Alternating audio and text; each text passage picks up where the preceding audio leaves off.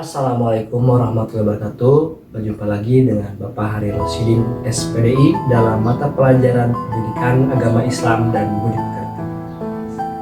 Anak-anakku sekalian, bagaimana kabarnya? Baik? Alhamdulillah, semoga kalian sehat selalu ya di rumah dan tetap semangat dalam belajar secara daring ini.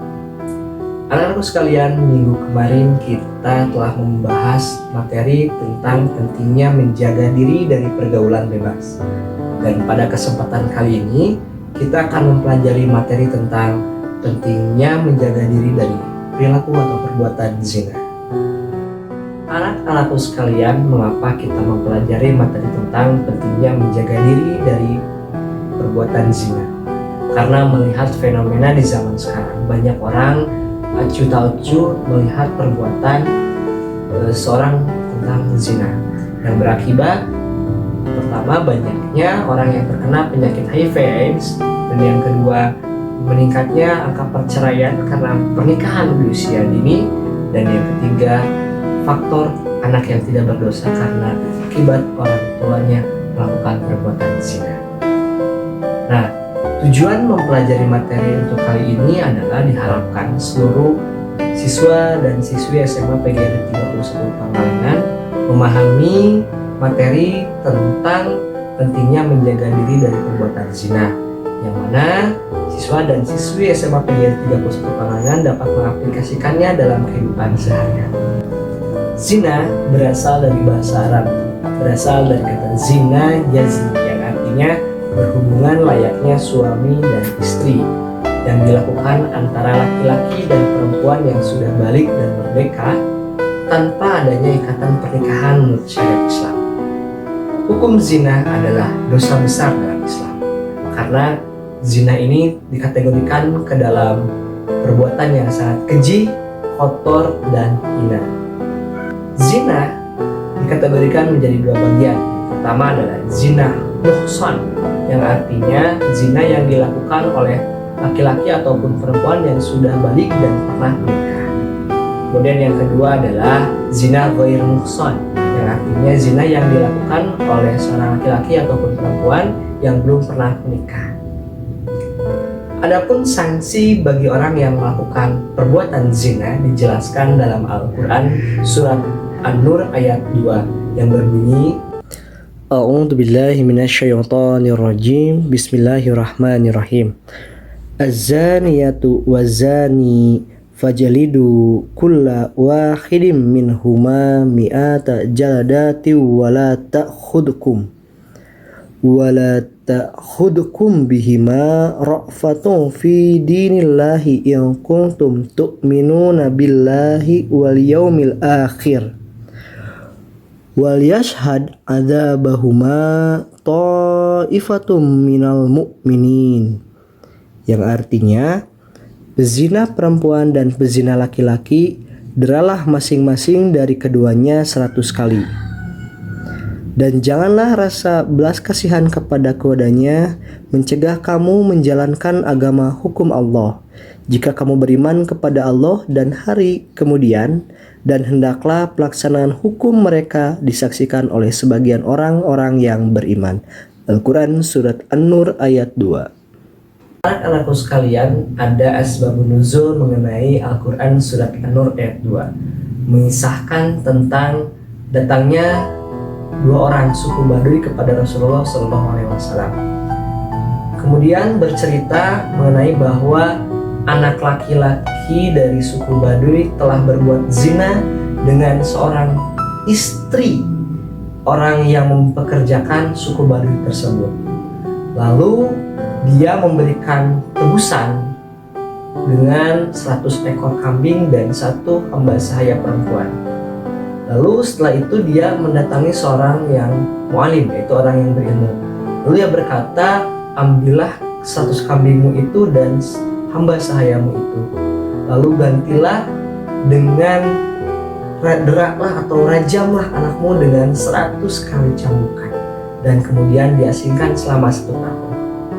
Lalu Rasulullah SAW berkata bahwa aku pun akan melakukan hal tersebut. Lalu Rasulullah SAW memanggil Unais dari Bani Aslan. Kemudian Rasulullah memerintahkan untuk memanggil perempuan yang berzina dengan suku Bani, orang dari suku Bani tersebut. Kemudian Rasul pun memanggil perempuan tersebut, lalu dirajamlah perempuan tersebut hingga meninggal dunia dengan dilempari oleh batu. Nah, sanksi bagi pezina itu dikategorikan berdasarkan kategori zina tersebut. Seperti zina muhsan, yaitu zina yang dilakukan oleh seseorang yang pernah menikah, itu disanksi dengan dirajam, dengan dilempari batu hingga meninggal. Yang kedua adalah sanksi bagi pezina yang belum menikah atau ghair muhsan, yaitu dirajam atau dengan dicambuk 100 kali, kemudian diasingkan dari kampungnya selama 1 tahun. Anak-anakku sekalian, adapun menuduh orang lain berbuat zina atau huruf itu dikategorikan ke dalam dosa besar juga. Karena dalam menentukan seseorang berbuat zina atau tidak harus dilakukan beberapa syarat. Yang pertama adalah harus adanya saksi 4 orang laki-laki yang adil. Yang kedua, apabila tidak ada laki-laki yang adil, maka harus ada 4 orang perempuan yang adil. Dan yang ketiga, pihak atau saksi, salah satu dari mereka harus melihat kejadian tersebut dengan mata kepala sendiri. Nah, menuduh orang berbuat zina, hukumnya adalah dengan dirajam sebanyak 80 kali. Anak-anak sekalian, dampak negatif dari perbuatan zina itu yang pertama adalah terdapat menularkan penyakit kelamin ataupun penyakit HIV/AIDS. Yang kedua, mendapatkan hukuman dirajam sesuai dengan kategori zina yang dilakukan oleh seseorang tersebut.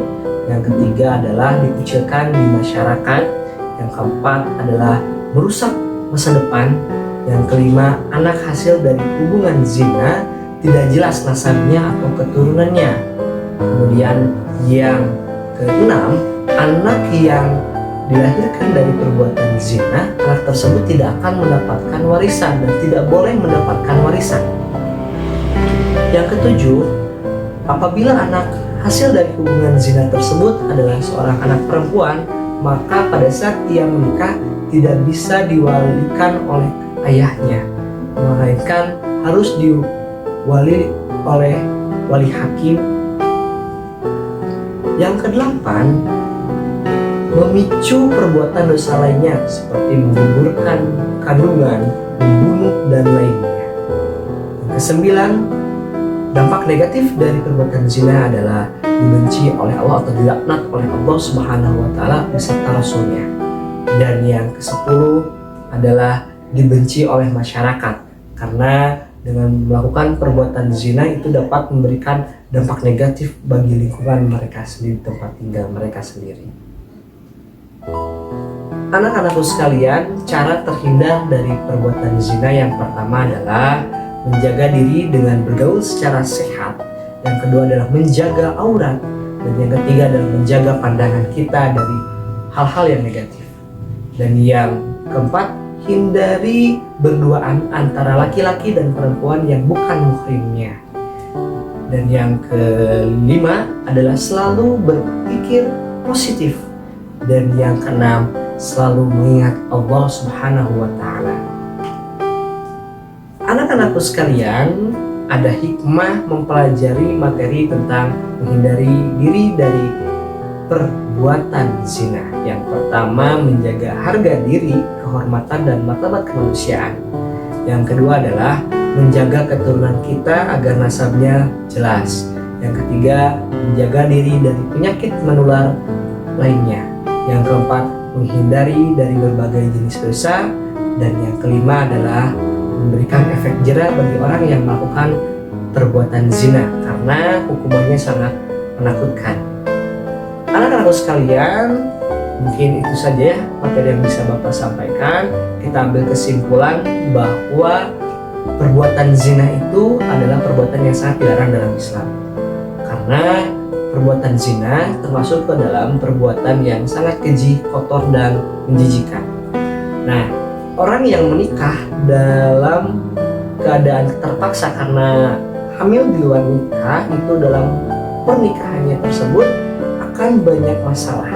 Maka demikian, karena pada saat ataupun tujuan dari pernikahan tersebut hanya sekedar menutupi rasa malu tanpa ada rasa kasih sayang dan ibadah kepada Allah Subhanahu wa Ta'ala. Sebagai siswa SMA PG 31 Pangalengan, penting bagi kita semua menghindari diri kita dari perbuatan zina agar tidak dilaknat atau dibenci oleh Allah dan Rasulullah SAW.